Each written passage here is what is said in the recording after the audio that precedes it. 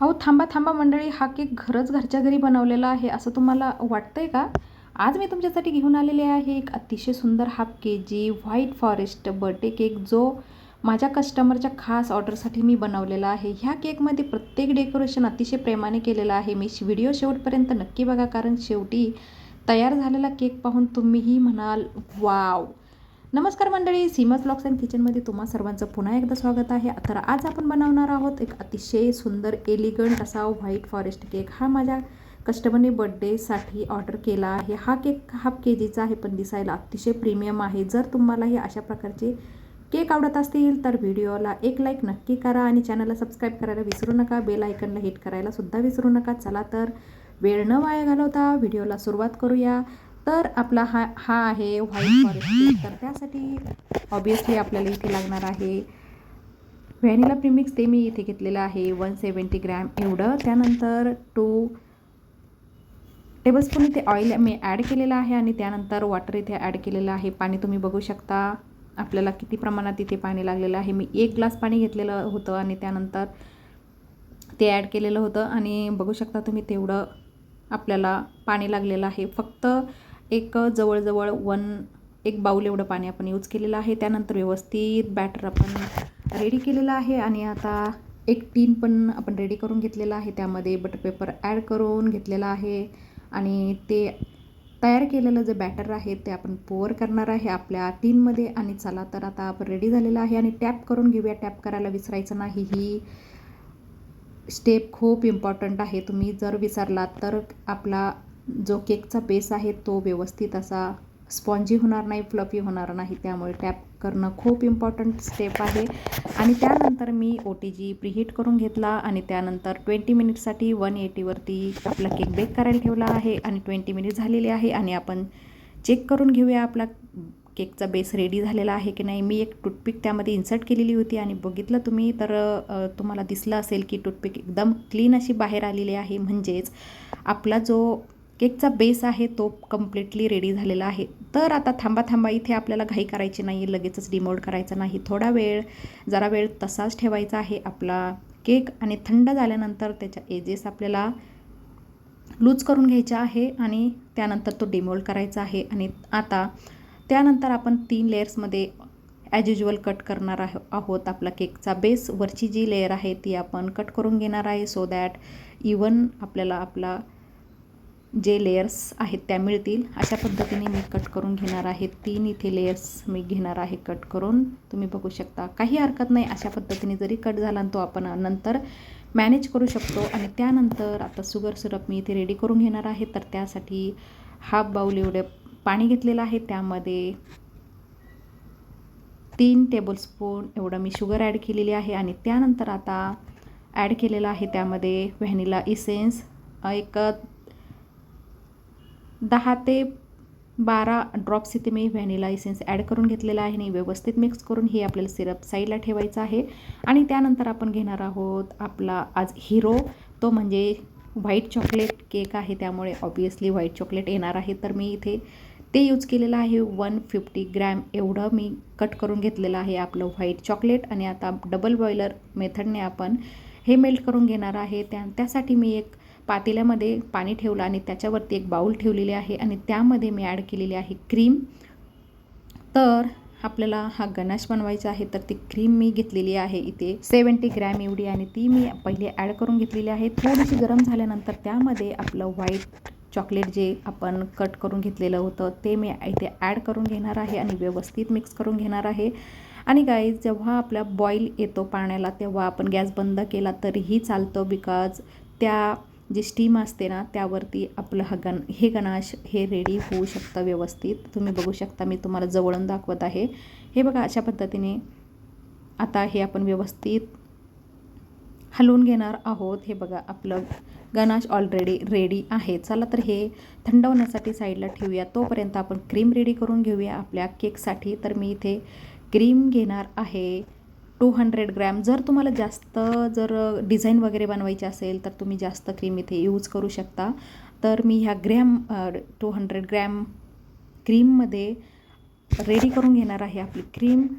आणि त्यानंतर मी इथे ॲड करणार आहे आपलं व्हाईट चॉकलेटचा जो आपण गनाश बनवून ठेवला होता तोच मी इथे ॲड करणार आहे. तो 1 टेबलस्पून मी इथे ॲड करून घेतलेला आहे आणि त्यानंतर पुन्हा एकदा आपण व्यवस्थित मिक्स करून घेणार आहे क्रीम. त्यामुळे अतिशय भन्नाट अप्रतिम अशी टेस्ट मिळते आपल्याला. व्हाईट चॉकलेट आणि क्रीमचं कॉम्बिनेशन तो ऑलवेज बेस्ट असतं. आपला खरंच खूप टेम्पटिंग असे डिलिशियस टेस्ट येते. त्यामुळे तुम्ही नक्की ट्राय करून बघा. आणि त्यानंतर चला तर क्रीम पण ठेवूया साईडला. आता आपण घेऊया आपला केकचा बेस.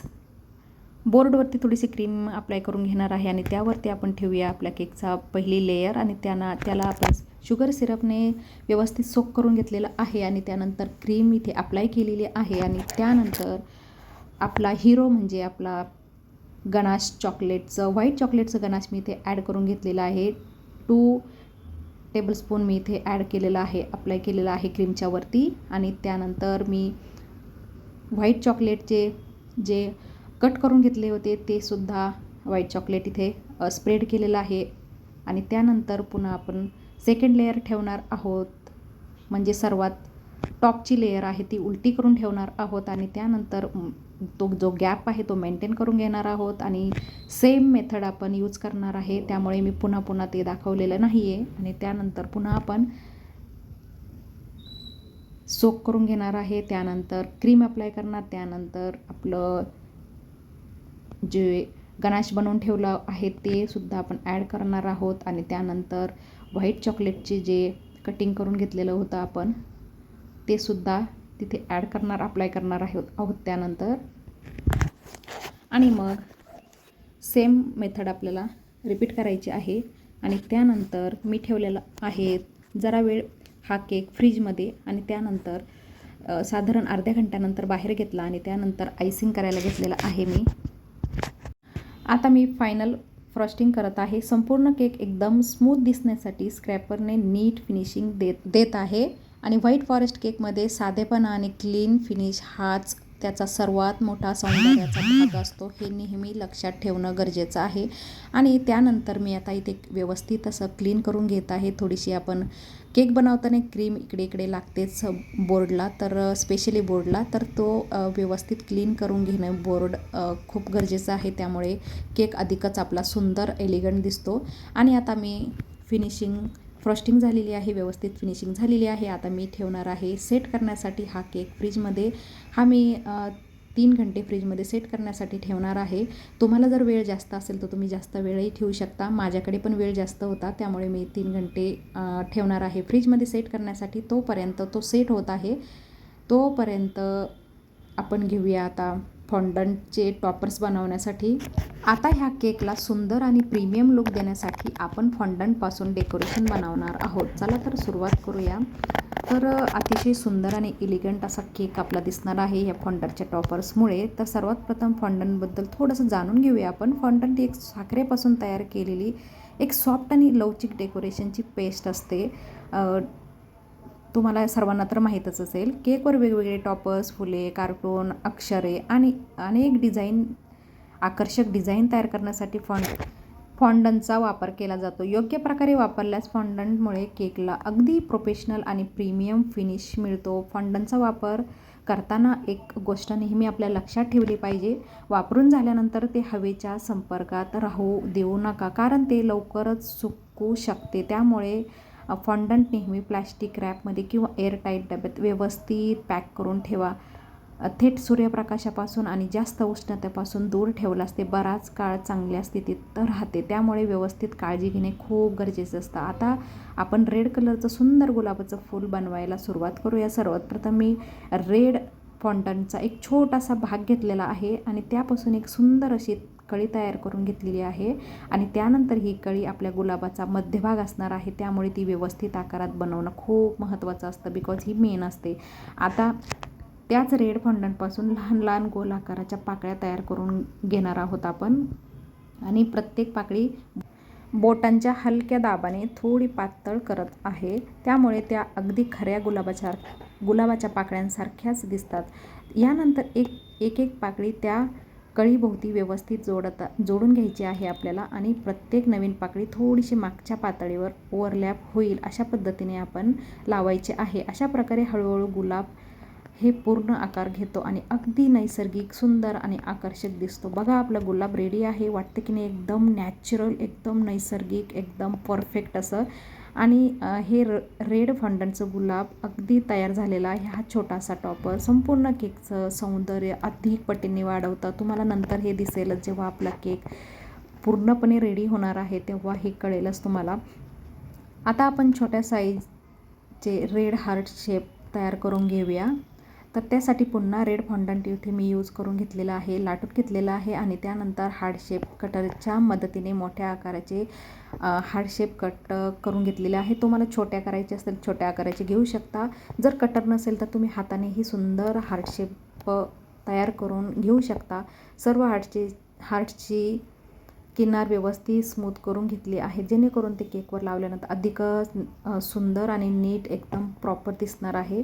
आणि हे आपण साईडला ठेवणार आहोत. चला तर आपण आता केक घेऊया आपला बाहेर. फ्रीजमधून मी बाहेर घेतलेला आहे. आणि आता आपण व्यवस्थित जे फॉन्डंटचे टॉपर्स आपण बनवलेले आहेत ना, ते आता अप्लाय करून घेणार आहोत. आणि त्यानंतर मी इथे जेलमध्ये रेड कलर मिक्स करून घेतलेला आहे आणि तो पायपिंग बॅगमध्ये फिल करून घेतला आहे. आणि त्यानंतर हॅपी बर्थडे लव असा मेसेज तिथे मी बघू शकता तुम्ही लिहून घेतलेला आहे. अतिशय एलिगंट असा केक आपला रेडी आत्ताच एवढा सुंदर दिसतोय, तो बघू शकता तुम्ही. तो पुढे कंप्लीट झाल्यानंतर किती एलिगंट दिसणार आहे. आणि त्यानंतर मी इथे जे आपले फॉन्डंटचे टॉपर्स आपण रेडी करून घेतलेले आहेत ते आपण इथे प्लेस करणार आहोत. माझी मुलगी कियारा आणि आम्ही तोच विचार करतो, कुठे प्लेस करावं. इथे प्लेस केल्यानंतर छान दिसेल. ती म्हणते तिथे प्लेस केल्यानंतर छान दिसेल. आम्ही दोघींच्या एकमताने हे व्यवस्थित असं रोज बनवला होता ना, तो आम्ही प्लेस केला. आणि तुम्हाला हा बनवलेला रोज कसा वाटला कमेंट करून नक्की कळवा. तर हा रोज खूप मेन होता, हिरो होता लिटरली. तर मला खूप एक्साइटमेंट होती हा रोज ठेवल्यानंतर की किती सुंदर आपला केक दिसणार आहे. तर मी अशा पद्धतीने तो प्लेस केला. आणि त्यानंतर सर्व केकवरती हार्ट शेपसुद्धा जे आपले मोठ्या शेपमध्ये आपण बनवले होते हार्ट शेप अतिशय एलिगंट असे दिसत होते, ते सुद्धा प्लेस करून घेतलेले आहेत. त्यामुळे अतिशय वेगळा लुक आलेला आहे आपल्या केकला. आणि त्यानंतर आपण इथे स्प्रेड करणार आहोत व्हाईट चॉकलेट. तर मी ग्रेट करून घेतलेलं आहे आपल्या ग्रेटरच्या हेल्पने. आणि त्यानंतर मी व्यवस्थित असं स्प्रेड करून घेत आहे. अशा पद्धतीने जर आपण व्हाईट चॉकलेट ग्रेट करून जर त्यावरती स्प्रेड केलं ना, अमेझिंग अफलातून अशी भन्नाट अशी टेस्ट आणखी येते. आणि त्यामुळे ही स्टेप तुम्ही विसरू नका, अतिशय इम्पॉर्टंट आहे. खूप भन्नाट अशी टेस्ट मिळते. आणि थोडासा तिरपा करून आपण अशा पद्धतीने स्प्रेड करणार आहोत. तर अशा पद्धतीने आपला केक रेडी झालेला आहे. किती एलिगंट सुंदर आपला केक दिसत आहे, तुम्ही बघू शकता. केक जितका साधा तितकाच एलिगंट आणि सुंदर दिसत आहे. आणि मंडळी, तर आपला व्हाईट फॉरेस्ट केक आता पूर्णपणे रेडी झालेला आहे. हा केक पाहिल्यानंतर कस्टमरलाही खूप आनंद झाला. तर मंडळी, आजचा केक तुम्हाला आवडला असेल तर प्लीज लाईक करा, चॅनलला सबस्क्राईब करा आणि तुमच्या मित्रमैत्रिणींना शेअर करायला नक्की विसरू नका. आणि बेल आयकॉनला हिट करायला सुद्धा विसरू नका. आजच्या केकची रेसिपी तुम्हाला कशी वाटली कमेंट करून नक्की कळवा. चला तर मंडळी, पुन्हा भेटूया नवीन आणि स्वादिष्ट रेसिपीसोबत. तोपर्यंत टेक केअर. राधे राधे.